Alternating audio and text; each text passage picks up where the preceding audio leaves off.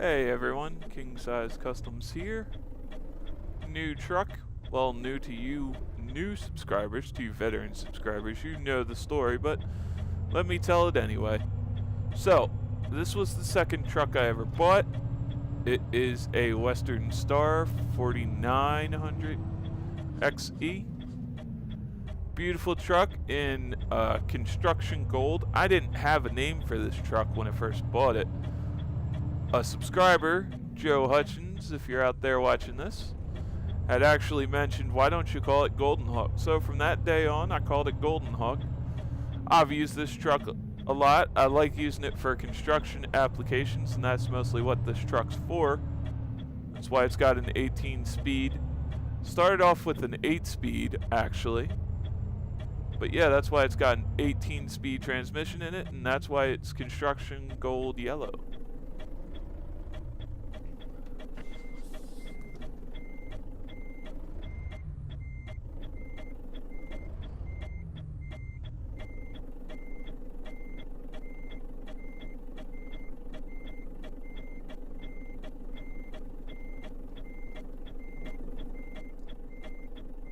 Oh, hold on. I don't think I have the trailer. Not our trailer, okay. Sorry for the staggering, folks. I don't know what happened here, why it's doing that.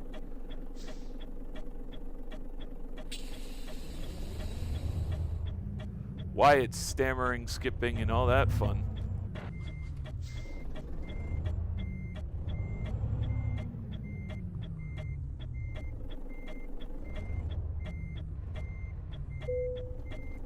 There we go, we have our trailer.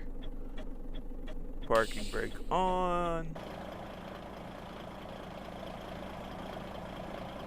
Now, one little thing I want to do to show you guys something real quick is I will turn this truck off. We got that perfect too.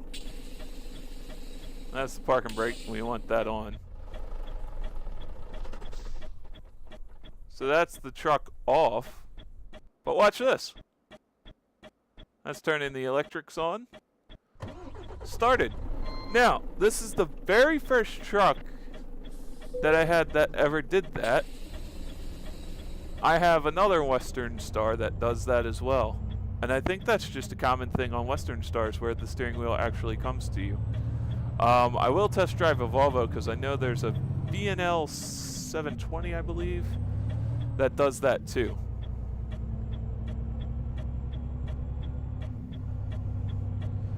And I've always liked these kind of older looking conventionals. So that kind of gets to the topic of today.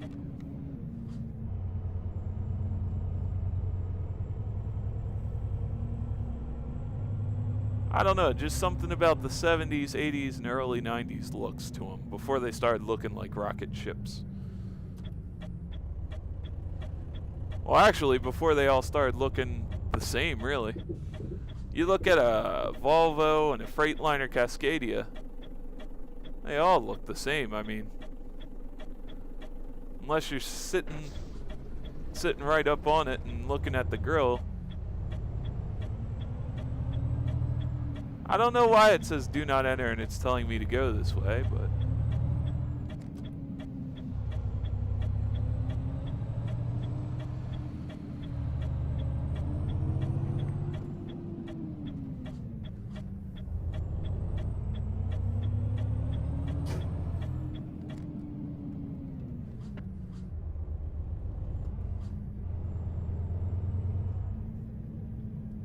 so, getting to the topic of this video, driving what you like and enjoy, I was cruising around Facebook a little while back and I saw a video of this guy talking about his truck and how people were complaining that even though it was his dream truck, it didn't cost a lot, and that, you know, there must be something wrong with that guy because his dream truck only cost in excess of $3,000, which made me think.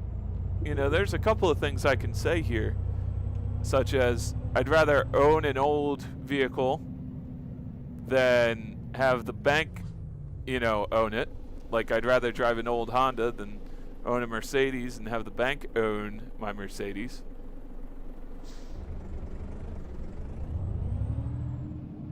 And one other thing, my dream truck really isn't one that's terribly expensive or fancy. I like the early 90s, late 80s F100 or F150s really. And then I'm still sitting at the light, but okay, I guess I'm over the line. I like the, I like the late 80s, early 90s F150s, and I also like the later 90s F250s, just the body style. And the thing with those is, the reason why I like it, why it's my dream truck is, they're plentiful, really. It was America's #1 selling vehicle for the longest time.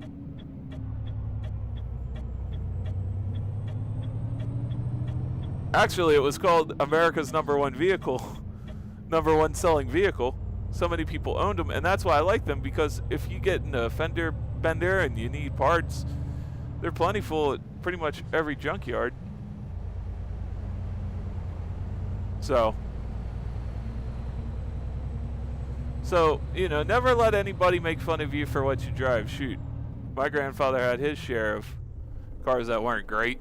I mean, everybody starts out driving something. You don't automatically, well, okay, I'm wrong here, because if you guys have seen when I take you to my campus and show you some of the cars, I mean, not a lot of people start off driving Lamborghinis, Ferraris, Maseratis, Audis, Lexuses.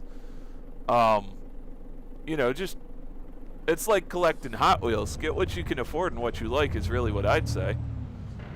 Not that I have a lot of input into what people should be driving, but if you ask my opinion, get what you like and what you can afford, really. With insurance, gas payments, car payments. I mean, I'm really a proponent of used cars, because you get really nice used cars for less money than you would get a really a new car that's just a basic nothing new car.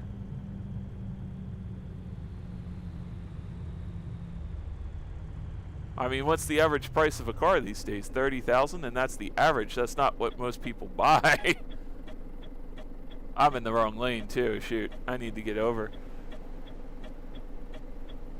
But I mean, also too, like, I was talking to a driver, one of my bus drivers, when I was talking about trucks I liked, and I was listing off, the 80 Kenworth K100, the 90s Ford Aeromax,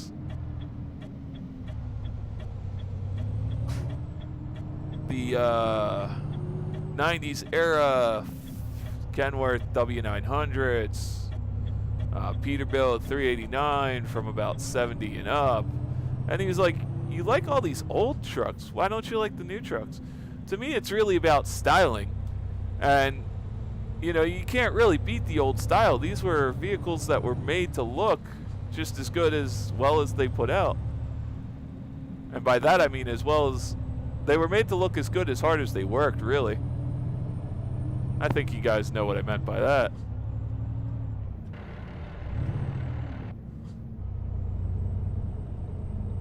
I mean, you take a look at this this Western Star here. It's a Western Star. It hauls really well, but it's not the greatest of looking trucks. You can't really pick it out unless you know what you're looking for.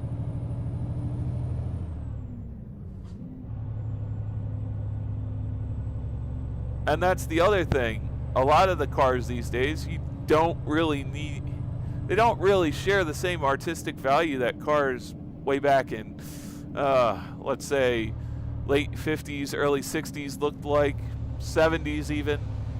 I mean, that's the Malays area, you got the big and bulky cars, but, 50s to about 60s, 40s is when it really starts. And then the other thing was, you guys might consider me, I'm a lowrider, really. I like cars from the early, from the late 50s, early 60s.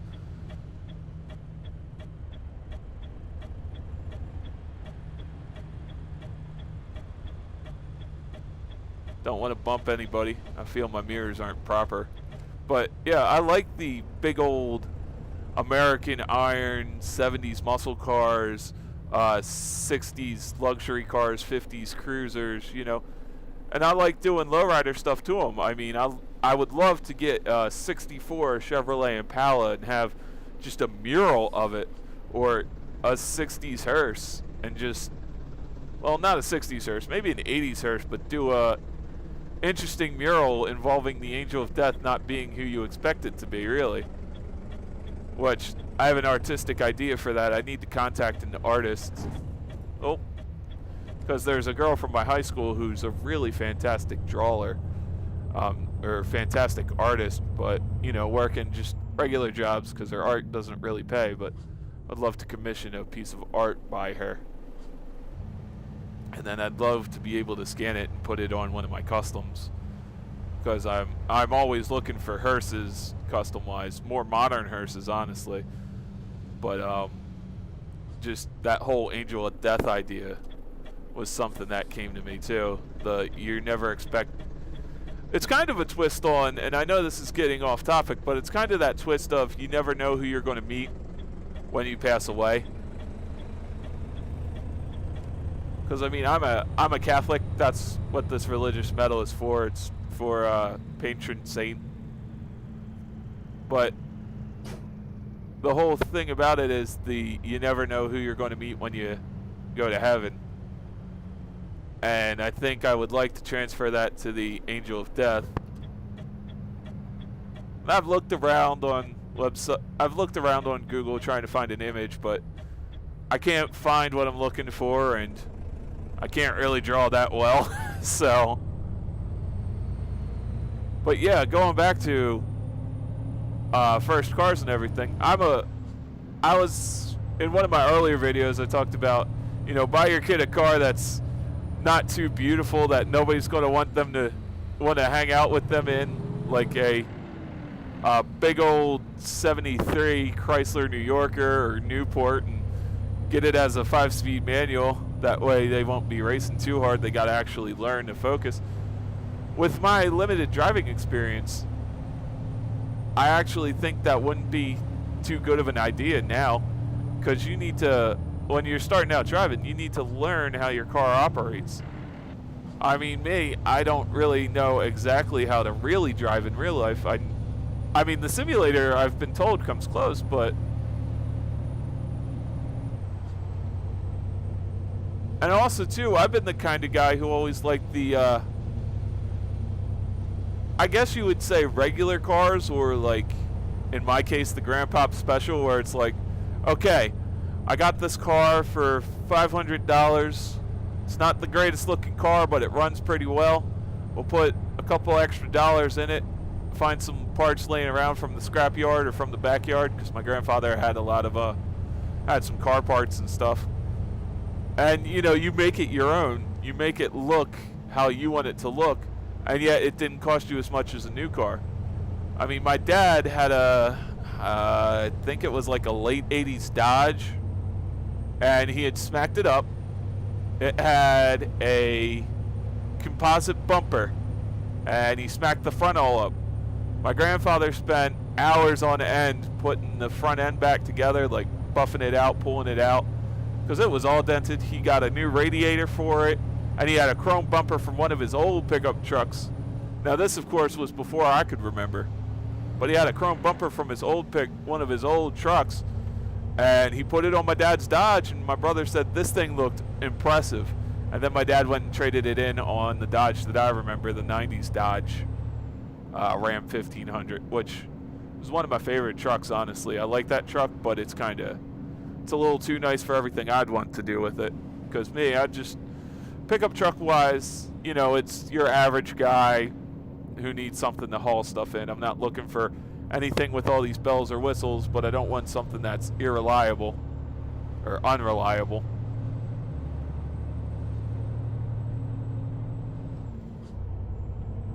You know, cruise control, no. Heat, yes. Air conditioning, not really necessary. You wind down the windows. Manual, I wouldn't say preferred, but not totally necessary. Automatic steering or power steering, nah. Power brakes, Yes, anti-lock brakes, yeah, I probably should want those. Because this is ABS, and for my little bit of experience, I've never driven anything without ABS, so. But I mean, you also got to learn your vehicle too. You got to learn what you're driving. Every car is different, every truck's different. So, and power steering, you got to have a big enough steering wheel, and you need to know how to do hand over hand. I think it's also important to know how to control your throttle too. And maybe that's why I was doing pretty okay in Forza, and now I've kind of hit a wall in Forza where I can't get past this one thing. Because they have you driving a Lamborghini versus a Ferrari, or have you driving the Ferrari and you versus the Lamborghini, and I can never find the guy. Oh boy. Yeah, I'm probably cruising too fast up here. Says I'm going under the speed limit, but why is everybody slowing down? And then the other thing to keep in mind is dynamic road events. You never know what's going to happen here. There might be construction, might be a car chase, car accident, Cessna on the highway. You know, weird things like that do happen. Things do occur, so.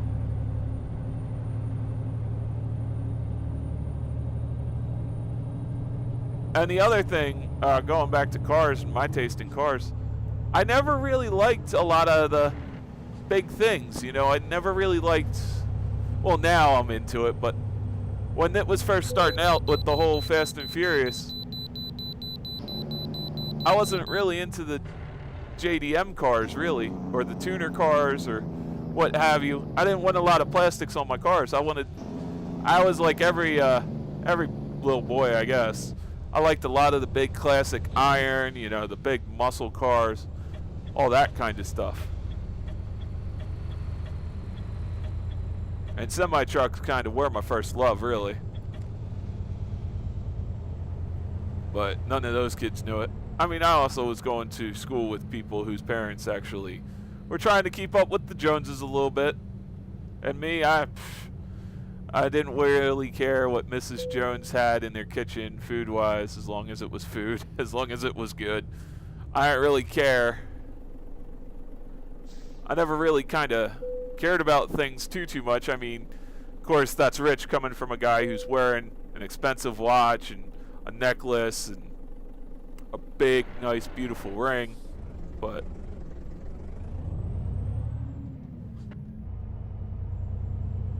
that was another thing that was kind of instilled in me from a young age. You know, my grandfather actually was kind of impressionable. You know, he always wanted to have nice things and a lot of money, which I don't blame him. You know, you grow up in the Depression and you go without for so long. You want to do things. You want to have money. Feeling poor and feeling out of place is something that happened to him. And yeah, it's happened to me too. But now I'm at that point where it's like, okay, I'm always going to feel out of place. I know you guys can see my hands. I'm pretty sure you guys have seen a vlog or two by me where you can actually see how I look. I'm always going to feel out of place. Because I don't look like anybody else, really. And yeah, that does bother me sometimes, but there's only one thing I can do to really change that, is get a surgery. But I want to get a surgery, man. I'm so used to how I look in the mirror. I was in a play once where they actually did stage makeup, right? And they muted all the red. I still had a darker skin tone. I was still very tan. But I didn't recognize myself. And that's another thing that I think ties into a lot of this. You know, a lot of people, we're told that we're supposed to have high senses of self-esteem and self-worth, that it's not okay to not like who we are. I'm sorry. There are times where you are going to feel like you just don't like who you are. You know, you got to overcome that. You got to learn.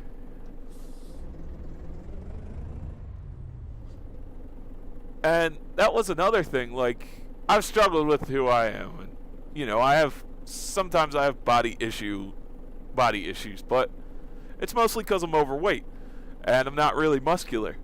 Now, there are things that I can do. For one, I can eat less and snack less, which I'm getting on. And then, you know, I can go to the gym a lot too. Oh, I forgot the engine brake's still on.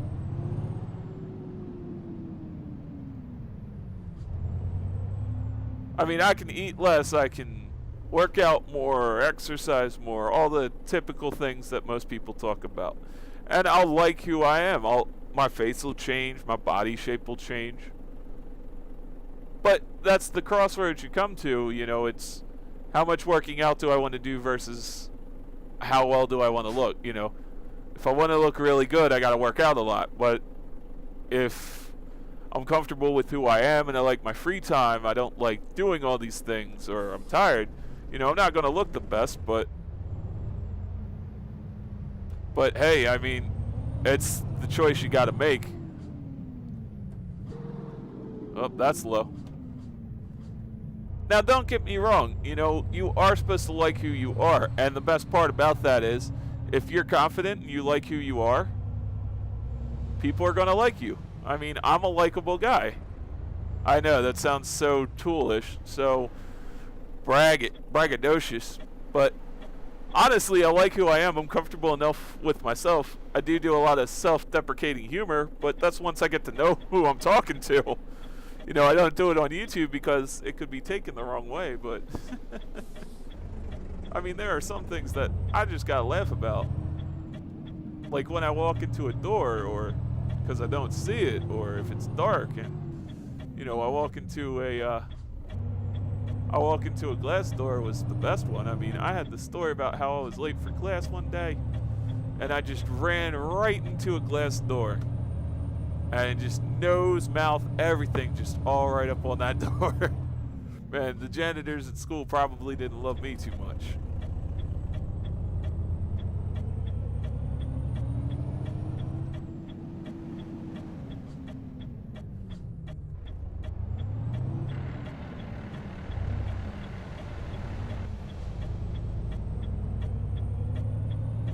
But yeah, that's one thing I've always tried to... Excuse me. It's one thing I've always tried to say was, you know, always try to be in tune to who you are. Try to like who you are. Because, you know, if you like you, other people will like you. If you're not too insecure or worried about what people think, you'll find out that people are more like you and people will like you more, actually, which is the biggest thing that a lot of these people who are insecure or putting on airs are really worried about. And my whole mindset with that is, if you're putting on airs, you can confuse some of the people some of the time, but you can't confuse everyone. People are going to know. People are going to start picking up. Or you'll let yourself slip and you're not going to be as uptight. And I think when you're not uptight, when you're pretty... Oh, boy. When you're pretty calm, pretty cool, pretty collected, you know, you find more people who like you when you're not putting on airs. That's what I noticed. I mean, there was one time, I had a professor tell me about how their child was, oh, that's why. Their child didn't do so well in a class. And the funny thing about it was their child didn't really apply themselves, let's say. You know, got a D in chemistry, didn't even open, or got an F in chemistry, didn't open the book. And this was at a presentation, we had class the next day. I'm hanging around with some of the kids who I thought didn't like me, didn't, you know, probably didn't know me from Adam. And I just start talking, and of course I'm loud. And I say what I feel, you know, okay, how is it our fault that your child had to switch majors, had to change classes, had to go for an extra year because your child was dumb enough to not open the book, not even apply themselves, and yet you forget you're a professor. You get discounted courses because you're a professor. Your child gets discounted courses because you're a professor. Stay there, Ford. You know, I don't have that luxury. I don't think a lot of us have that luxury. And people actually like me for saying that. Now, I'm pretty sure that's why the professor started treating me a little bit better in that course. But she probably had a few things she wanted to say to me. I mean, now what other option did I have in that course? I could have not said anything and just been like, no, I'm not going to say anything. I'm just going to struggle on. No. You know, if you hear something, speak out. That's like the campus police department. Always say, if you, like every text message I get an alert for, it always says, if you see something, say something. And that's kind of what my little thing is, you know, if you see something, say something. You're not always going to like the result, but now do it in reason, I mean. You know, don't constantly complain about, oh, this person doesn't like me. You know, people will not always like you, but I don't know, guys. This is why I'm not a motivational speaker. I'm just a trucker. Let's also do that. I'm just a trucker, guys. I love to truck. I love to talk, even though I have nothing really to say of great importance, but... Oh, parking brake's on.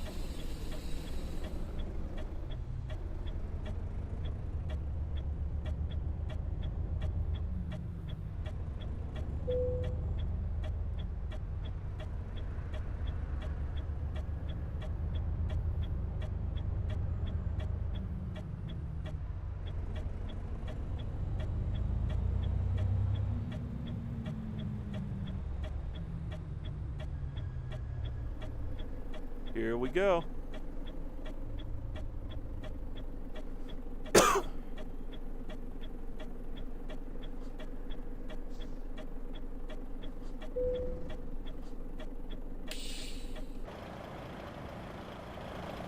I'd say that's pretty well parked in there between the cones. Alright guys, time to drop the trailer off and see what we can do. See how poorly I did.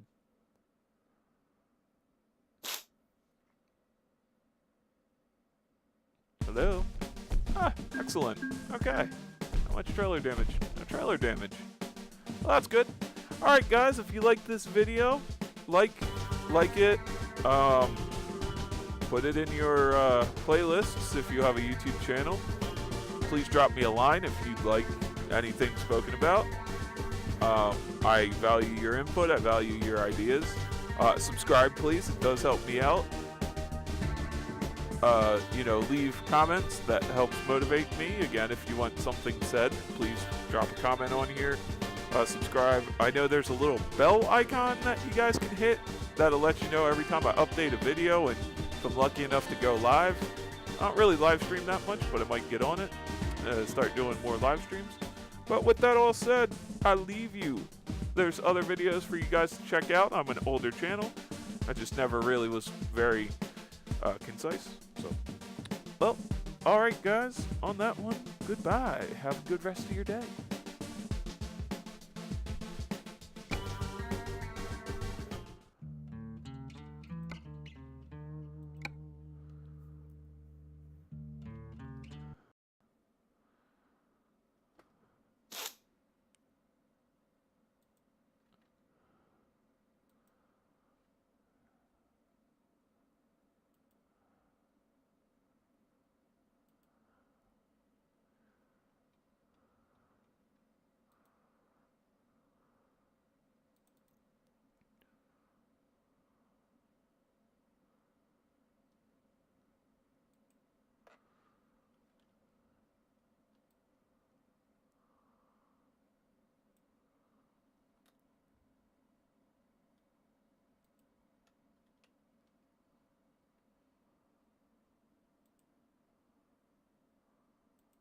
What's up, everyone?